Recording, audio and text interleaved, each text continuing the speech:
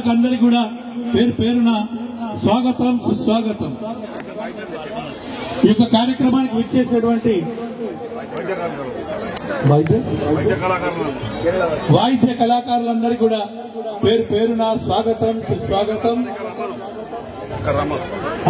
కేరళ వాయిద్యం వాళ్ళు ఇక్కడికి రావాలి స్వామి, కేరళ వాయిద్యం వాళ్ళు ఇక్కడికి రావాలి, కేరళ వాయిద్యం వాళ్ళు ప్రాంగణం వద్దకు రావాలి. బ్యాండ్ వాళ్ళు కూడా దయచేసి అందరూ కూడా స్వాగతం సుస్వాగతం. దయచేసి అందరూ కూడా కూర్చొని స్వామి. వాయిద్యకారులు కేరళ వాయిద్యం ఎక్కడెక్కడ ఉన్నారు స్వామి, అదేవిధంగా బ్యాండ్ స్వామి బ్యాండ్ వాళ్ళు కూడా ప్రాంగణం పక్కకు రావాలి, స్వామివారి ప్రాంగణం పక్కకు రావాలి. బ్యాండ్ వాళ్ళు కూడా బాబు బాబు ఇక్కడికి రండి. పేరు పేరున స్వాగతం సుస్వాగతం. మీరు వాయిద్యం వాయించండి.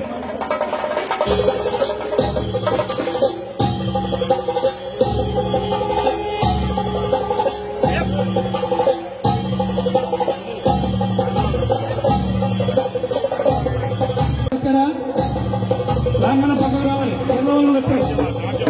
మీరు ఎవరు అట్టుకున్నట్టు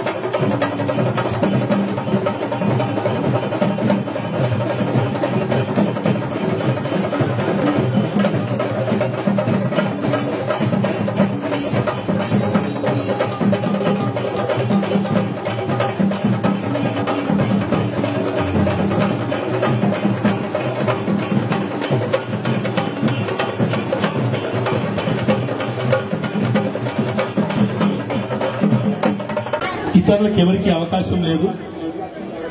దయచేసి స్వామి మీరు కూర్చోండి, కూర్చోండి స్వామి ప్లీజ్, మీరు కూర్చోండి. సురేష్ స్వామి, సైఫా సురేష్ స్వామి ఉన్నాడు, వేరే చిన్న పని.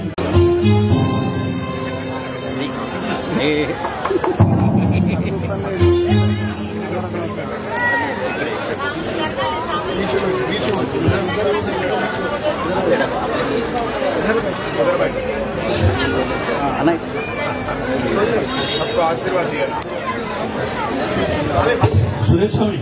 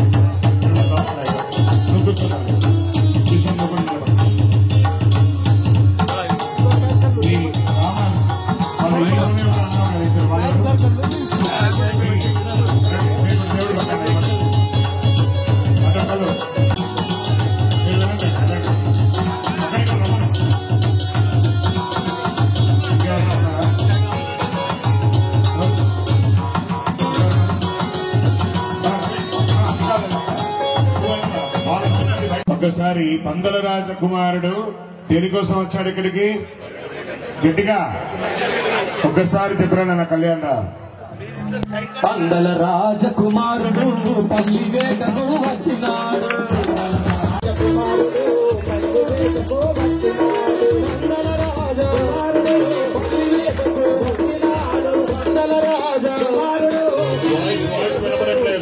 స్వామి బ్యాటరీ క్యాష్ అది తప్ప పాట పాడే వాళ్ళ సౌండ్ ఏమి వినపడట్లేదు. అది ఎక్కడ మిస్ అవుతుందో ఒకసారి చెక్ చేయమ్మా. రాజకుమారుడు పల్లి వేటకు వచ్చినాడు. రాజకుమారుడు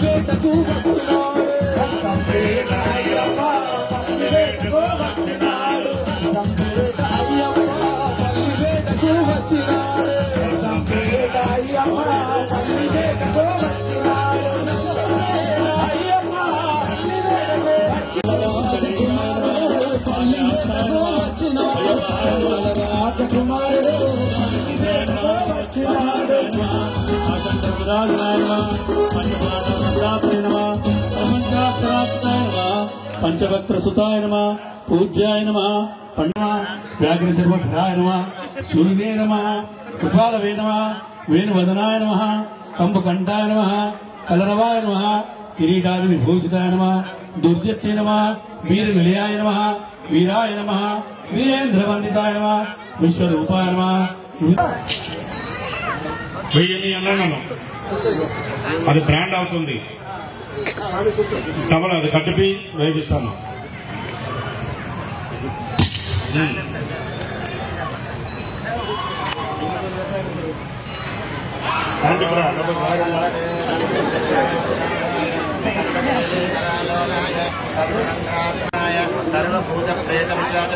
స్వామివారికి ఇక్కడ పల్లి వేట అవుతుంది. మణినిపో మణినిపో మణినిపో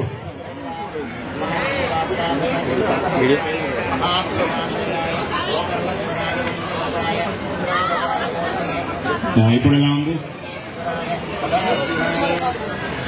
స్వామి? పట్టుకో గట్టిగా పట్టుకోవాడిని.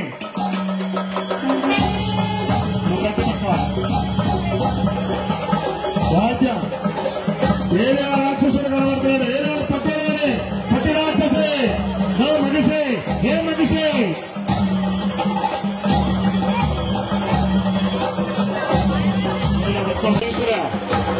చూసుకో.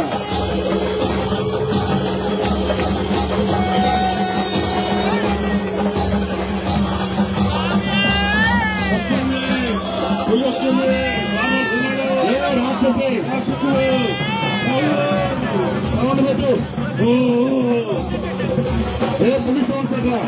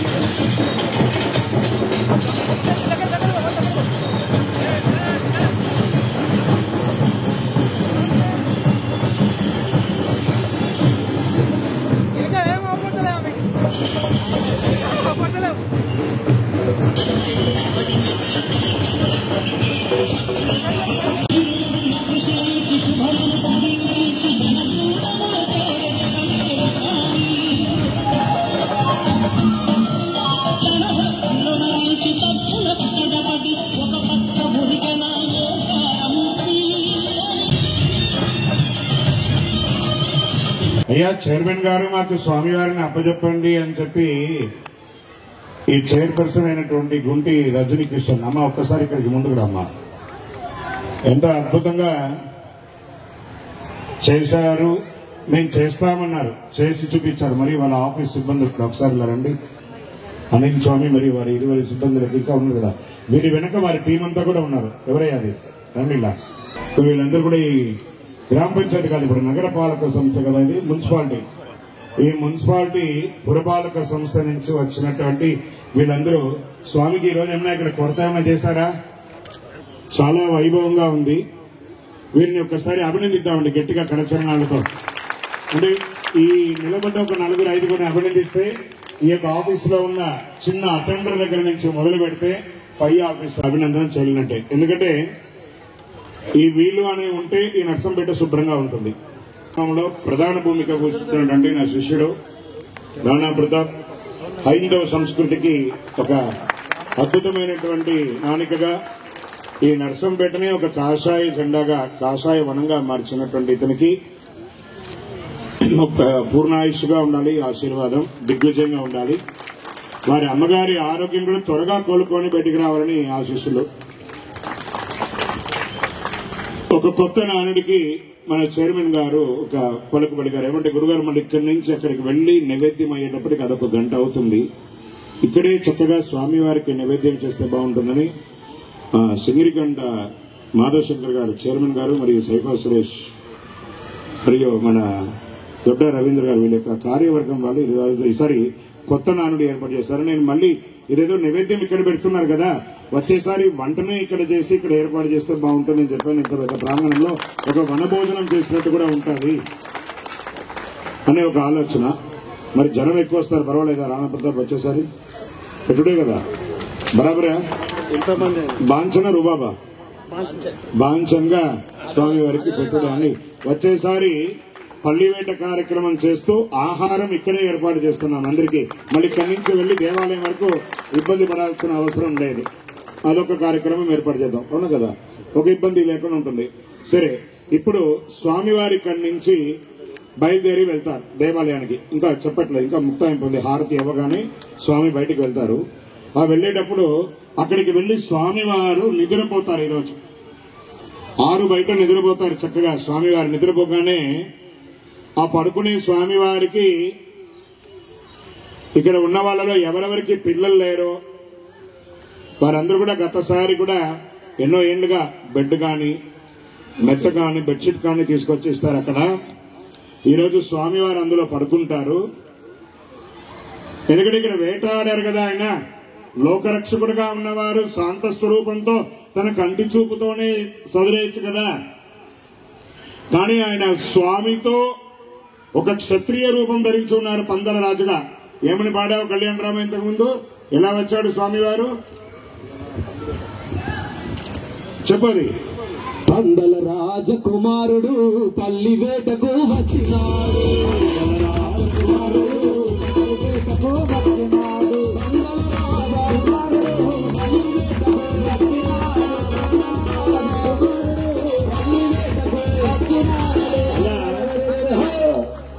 పందల రాజకుమారుడు పల్లి వేటకు వచ్చేశాడు. ఈ పల్లి వేటకు వచ్చినటువంటి ఆ స్వామివారు ఆహా నేను వేటాడాను కదా అలసిపోతాడట. వేడి వేడి అన్నములు ఏదో కొంచెం వెరైటీస్ అంతా కనబడింది ఈరోజు. ఎప్పుడు ఎందుకు 20 వెరైటీలు కనబడుంటాయి. ఆ వెరైటీస్ అంతా అక్కడ నైవేద్యం పెట్టుకుని నాకే ఇక్కడ 3 అవుతుంది ఎప్పుడుగా పెడతాడని ఉంది. కానీ ఈ యొక్క ఆనందంతో ఓ 10 నిమిషాలు లేట్ అయినా పర్లేదని అనుకుని చేస్తాం. చక్కగా స్వామివారికి వెంటనే అందరూ ఆటోలు పట్టుకొని వెళ్తారా, నడుస్తారా, పరిగెడతారా మాకు తెలియదు. దేవాలయానికి వెళ్ళాలి, ఎవరు ముందు వెళ్తే వాళ్ళకే భోజనం, లేదా లాస్ట్ లో ఉన్నోడికి పెరుగన్నం దొరుకుతుంది, గుర్తుపెట్టుకోండి. అట్లేం లేదు, బరాబరే. ఎంతమంది వచ్చినా పెట్టుడే. 8,000 మంది అయినా 9 అయినా రాత్రి అయినా పెట్టుడే, 8 అయినా పెట్టుడే. రైట్, పెట్టుడే శుభం. ఇంకొక విషయం ఏమంటే రేపు ఉదయం ఈ పడుకున్న స్వామి వారిని నిద్ర లేపడం ఒక భాగ్యం. ఆ పడుకున్న స్వామి నిద్ర లేసేటప్పుడు ఎవరిని చూడాలి? ఇక్కడ ఉన్న వాళ్ళలో ఎవరిని చూడాలి? ఆ చూడాలనుకున్న వాళ్ళు ఉదయం 5:30 దేవాలయంలోకి రావాలి. స్వామివారిని మంగళ వాయిద్యంతో నిద్ర లేపుతాము, మంగళ స్నానం చేయిస్తాం. స్వామివారికి గణపతి హోమం అవుతుంది. అద్భుతంగా ముస్తాబవుతారు స్వామివారు. మణికంఠుడుగా, రాజాది రాజుడుగా ముస్తాబయ్యి పురవీధులలో అద్భుతమైనటువంటి అలంకారాలతో, వేషధారణతో మాదన్నపేట చెరువులో స్వామివారు జలక్రీడలు అవుతారు. పంబా సతి, 1000 మంది భక్తులు. ఇది వచ్చి ఊరి యొక్క కార్యక్రమంగా అయిపోయింది. వ్యక్తి కార్యం పోయి ఊరి కార్యక్రమంగా అయిపోయింది. దీనికి ఒక 51 మంది భక్తులు అభిషేక దాతలుగా ముందుకొచ్చారు. వారికి అందరికీ కూడా ఒక డ్రెస్ కోడ్ అనేది ఇవ్వడం జరుగుతుంది. ఇంకొక 6గురికి అవకాశం ఉంది. Right, okay. అయితే 51లో 44 అయింది. రైట్. ఎవరైనా రేపటి రోజు జరిగే ఈ యొక్క అభిషేక కార్యక్రమంలో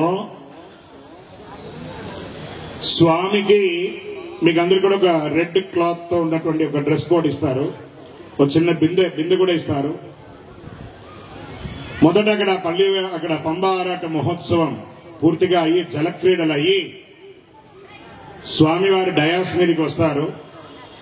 వచ్చిన తర్వాత ఎవరైతే దాతలు ఉన్నారో స్వామికి నైవేద్యం అయిన తర్వాత మీరే స్వామికి స్వయంగా అభిషేకం చేయించుకుంటే బాగుంటుందని భక్తుల యొక్క కోరికట. స్వామికి నైవేద్యం అయ్యాక, పంబా ఆరాట్ అయ్యాక, మహానైవేద్యం అయ్యాక పైన డయాస్కి వస్తారు కదా, అంతకంటే ముందు భక్తులు స్వయంగా మీరే పంచామృతాభిషేకం స్వామి వారికి చేసుకొని అంతే. మరి డబ్బులు ఇచ్చిన అమ్మ రామకృష్ణ గారు 11,000 రూపాయలు ఇవ్వాలండి. ఉదయం 8:30, 9 గంటల వచ్చేసేయాలి. మళ్ళీ నేను దాత కదా నన్ను పిలవరా అని చెప్పి ఆ టైంకి వచ్చి డయాస్ ముందర ప్యాంట్ కొంటూ లుంగి కట్టుకోకూడదు. వాడు బ్రాండ్ అంతా. ఎవరా మహానుభావులు 5గురికి అవకాశం. ఆర్గనైజేషన్ ప్రారంభిస్తూ నన్ను అడిగారు వారు, స్వామి అయ్యప్ప స్వామి దేవాలయానికి వచ్చే భక్తులందరూ 365 రోజులు కూడా ఆ గుడిని గుర్తుపెట్టుకొని ఉండే విధంగా ఒక ప్రణాళికను ఏర్పాటు చేశాను త్వరలో.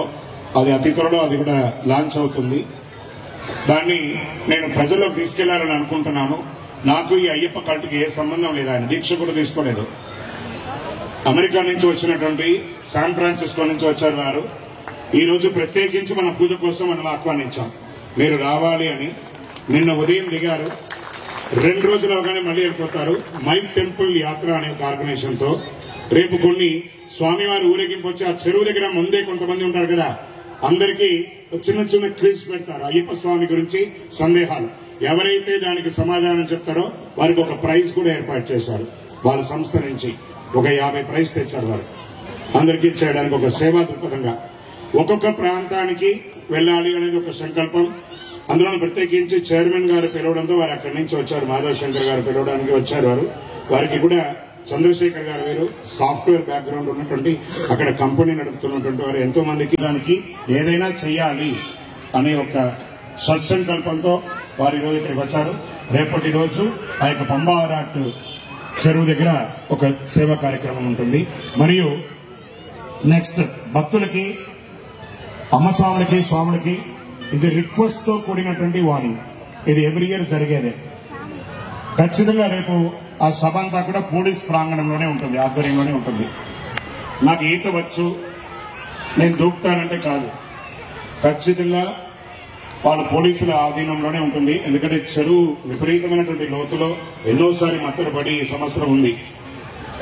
మీ ప్రాణం కూడా మనకు ముఖ్యం.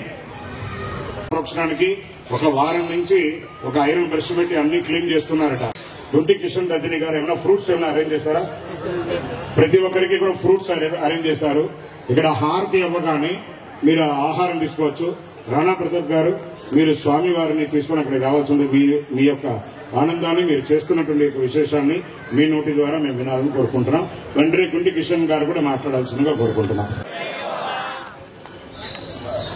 ముందుగా అయ్యప్ప స్వామి ఆలయ చారిటబుల్ ట్రస్ట్ కమిటీ సభ్యులందరికీ, ముఖ్యంగా చైర్మన్ సింగిరికొండ మాధవశంకర్ అన్న గారికి, మరియు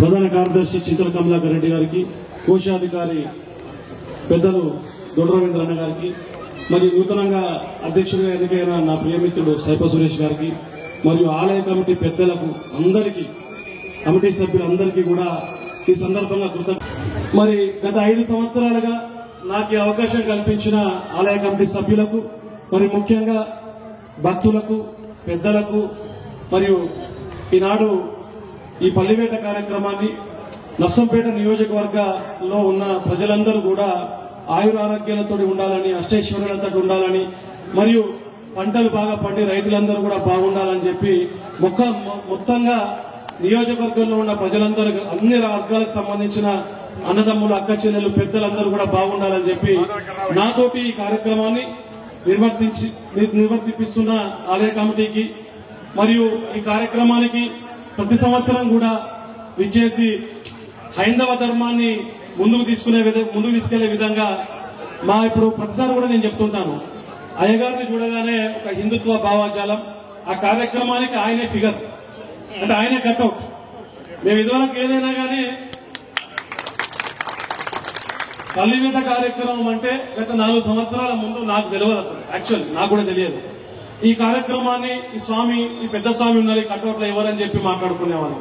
మరి ఈనాడు తెలంగాణ వ్యాప్తంగా కూడా మొత్తంగా కూడా అయ్యప్ప కార్యక్రమాలు నిర్వర్తిస్తూ మరి హిందూ సాంప్రదాయం ముందుకెళ్లే విధంగా, అయ్యప్ప ఆనందించే విధంగా మరి రావడంలో భూమిక సురేష పోషించారు వాస్తవానికి. మరియు ఈ మన ధర్మం ముందుకెళ్లే విధంగా మన ప్రతి ఒక్కరం కూడా మన భుజాల మీద, ప్రతి ఒక్క అన్నదమ్ముల యువకులు కూడా మన భుజాల మీద ఓం జెండా మోయాల్సిన సమయం ఆసన్నమైంది. ఎందుకనంటే దీనికి ఒక సమయం అనేది ఏర్పడ్డది. ముఖ్యంగా ఎందుకనంటే హైందవ ధర్మాన్ని గాని, మనకు సంబంధించిన దేవుళ్ళను గాని తక్కువ చేసి మాట్లాడడం, తక్కువ చేసి చూపించడం కూడా సమాజంలో ఎక్కువైంది. సో హిందూ సాంప్రదాయంలో ఉన్న ప్రతి ఒక్క కుటుంబానికి సంబంధించిన అన్నదమ్ములు, అక్క చెల్లెలు అందరూ కూడా ఓం జెండాను భుజం మీద ఎత్తుకొని మన హైందవ ధర్మాన్ని ముందుకు తీసుకెళ్తూ సనాతన ధర్మం కోసం కొట్లాడాల్సిన సమయం వచ్చింది. దానికి మన నర్సంపేట నియోజకవర్గంలో ఉన్న ఏ కార్యక్రమాన్ని ఒప్పచెప్పినా కానీ నియోజకవర్గంలో ఉన్న ఈ రాజకీయ పార్టీ, ఆ రాజకీయ పార్టీ అని కాకుండా ప్రతి కుటుంబ సభ్యులు, ప్రతి ఒక్కరూ కూడా మన ధర్మాన్ని ముందుకు తీసుకెళ్లడానికి ఇట్లాంటి కార్యక్రమాలు ఇంకా కూడా ఎన్ని కార్యక్రమాలు ఇచ్చినా విజయవంతంగా నిర్వర్తిస్తాం. మన సనాతన ధర్మం ముందుకెళ్లాలి, మన హిందూ సాంప్రదాయాలన్నీ కూడా వర్ధిల్లాలి.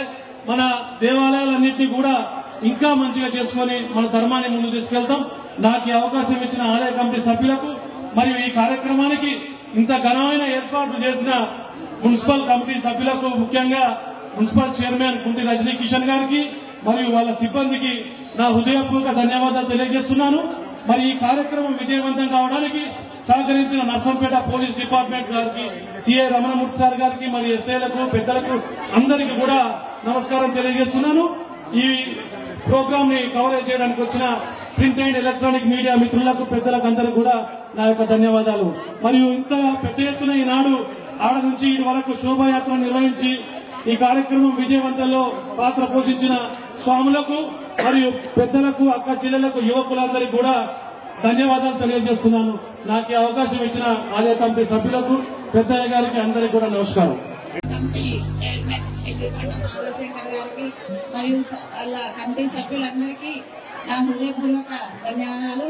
అలానే మా మున్సిపల్ సిబ్బంది, మున్సిపాలిటీ కౌన్సిలర్లకి మరియు వైస్ చైర్మన్ గారికి, కమిషనర్ గారికి, ఏఈ గారికి, అందరికీ, ఎస్ఐ గారికి పేరు పేరున ధన్యవాదాలు తెలియజేస్తున్నాను.